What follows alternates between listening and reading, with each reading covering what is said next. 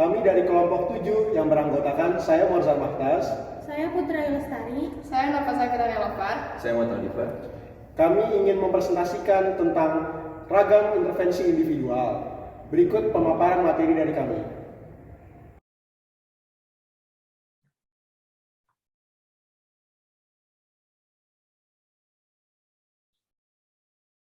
Definisi intervensi psikologis. Intervensi atau intervening merupakan kata yang berasal dari bahasa Latin yang berarti coming between, artinya yang datang di antara. Intervensi berarti mengacu pada usaha untuk mengubah kehidupan yang sedang berjalan dengan cara tertentu.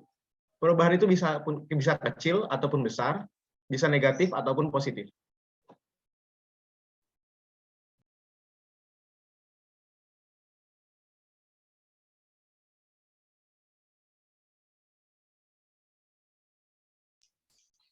Proses intervensi psikologis. 1. Ada amnesa atau permasalahan atau rujukan awal. Dengan mengajukan pertanyaan-pertanyaan dengan maksud memperoleh suatu gambaran tentang macam gangguan yang diderita klien. Asesmen psikologi. Upaya untuk mengidentifikasi atau melakukan diagnosa atas gejala-gejala. Bisa dilakukan dengan cara observasi, wawancara, tes dokumentasi, dan lain-lain. 3. Ada penegakan diagnosa. Kesimpulan dari hasil yang diungkap. 4. Ada intervensi, berupa intervensi apa yang akan diberikan kepada klien.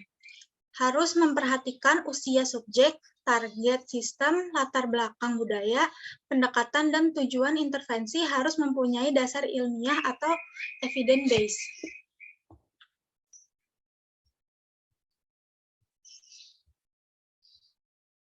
Selanjutnya tujuan intervensi psikologis.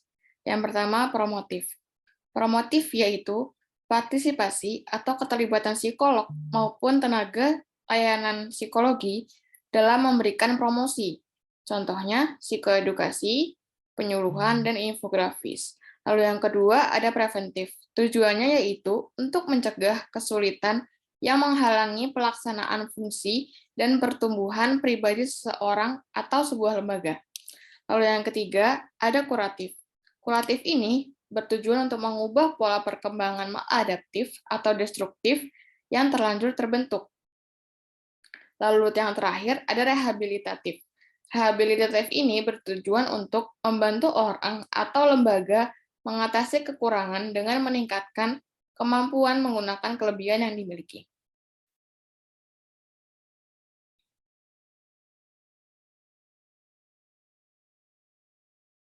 Selanjutnya, ada macam-macam intervensi psikologis yang terdiri dari 3 bagian, yaitu yang pertama, intervensi individual, intervensi kelompok, dan yang terakhir, intervensi sistem.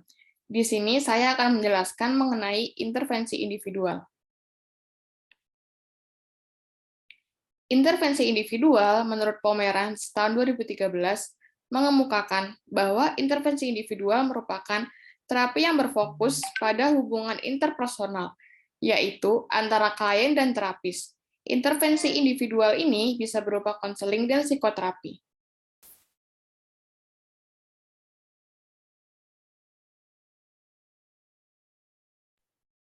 Selanjutnya definisi psikoterapi. Psikoterapi berasal dari 2 kata, yaitu psyche, jiwa, dan terapi, pengobatan. Secara istilah, psikoterapi adalah suatu bentuk pengobatan untuk masalah-masalah yang bersifat emosional, di mana orang yang terlatih dengan sengaja menetapkan hubungan profesional dengan pasien dengan tujuan menghilangkan, memodifikasi, atau memperlambat gejala yang ada, menengahi pola perilaku yang terganggu, dan mempromosikan pertumbuhan dan perkembangan kepribadian yang positif.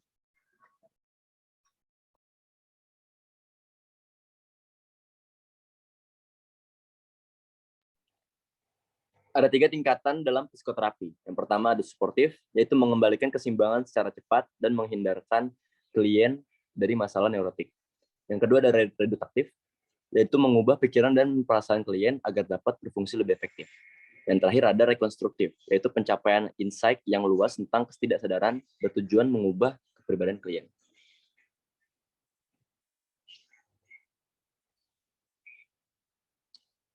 Definisi konseling. Konseling itu diambil dari istilah yang diadopsi dari bahasa Inggris, yaitu counseling.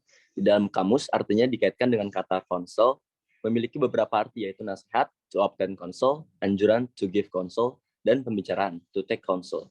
Counseling berarti sebuah interaksi antara seorang konselor dan konseli.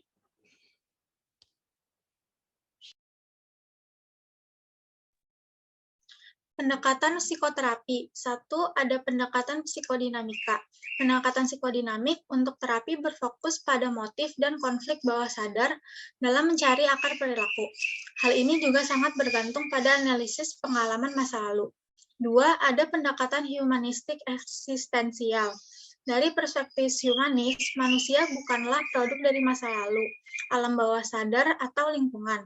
Sebaliknya, mereka menjalankan pilihan bebas dalam mengejar potensi batin mereka dan aktualisasi diri.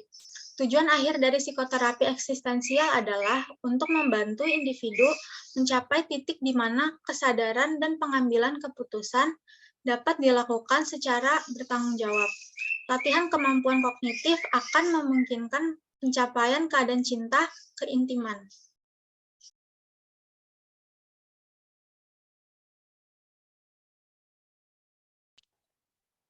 Pendekatan psikoterapi. Pendekatan psikoterapi yang terakhir adalah pendekatan behavioral. Pendekatan behavioral terapi perilaku didasarkan pada asumsi bahwa masalah klinis harus ditangani dengan menggunakan teknik penilaian dan pengobatan yang memiliki dukungan empiris dan didasarkan pada prinsip-prinsip dari psikologi eksperimental. Ada 3 tujuan dari pendekatan behavioral, yaitu yang pertama, menghapus pola-pola perilaku maladaptif dan membantu mereka mempelajari pola-pola tingkah laku yang lebih konstruktif. Yang kedua, ada mengubah tingkah laku maladaptif. Dan yang ketiga, ada menciptakan kondisi-kondisi yang baru yang memungkinkan terjadinya proses belajar ulang.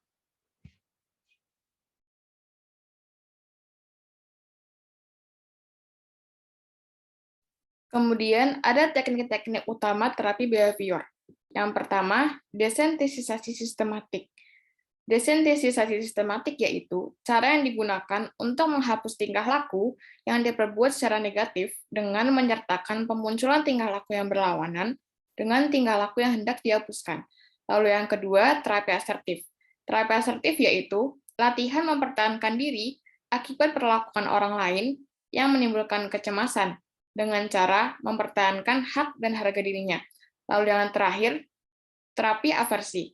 Terapi aversi ini digunakan untuk meredakan gangguan-gangguan behavioral yang spesifik, melibatkan pengasosiasian tingkah laku sistematik dengan suatu yang menyakitkan sampai tingkah laku yang tidak diinginkan terhambat kemunculannya.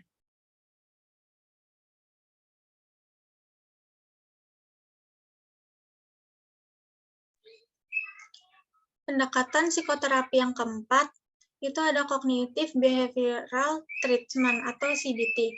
Pendekatan menekankan peran pemikiran, harapan, dan keyakinan dalam etiologi dan pemeliharaan masalah klinis. CBT memiliki dampak positif di lapangan karena berbagai perawatan yang efektif dan efisien. Ada keterbatasan dan tantangan terapi CBT, misalnya hubungan antara teknik terapi dan perilaku dan ilmiah, serta bukti eksperimental belum begitu jelas seperti yang diklaim.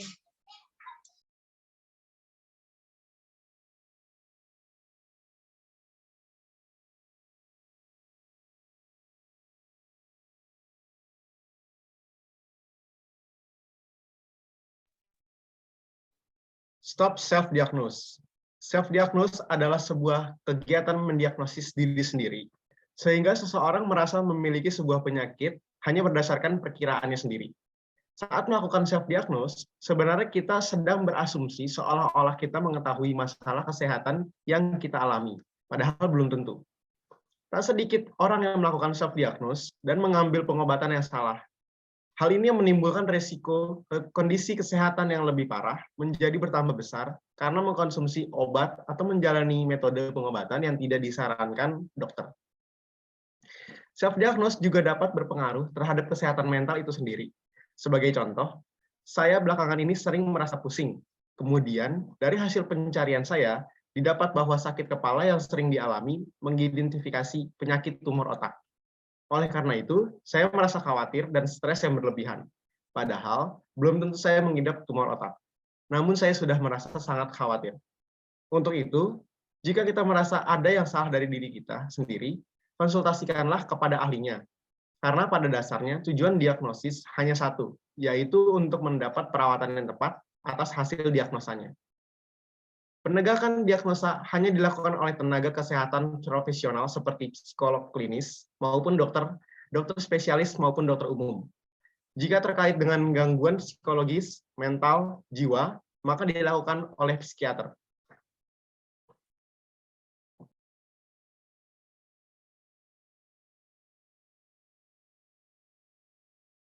Terima kasih telah menyimak video presentasi dari kelompok kami. Kurang lebihnya mohon dimaafkan. Assalamualaikum warahmatullahi wabarakatuh.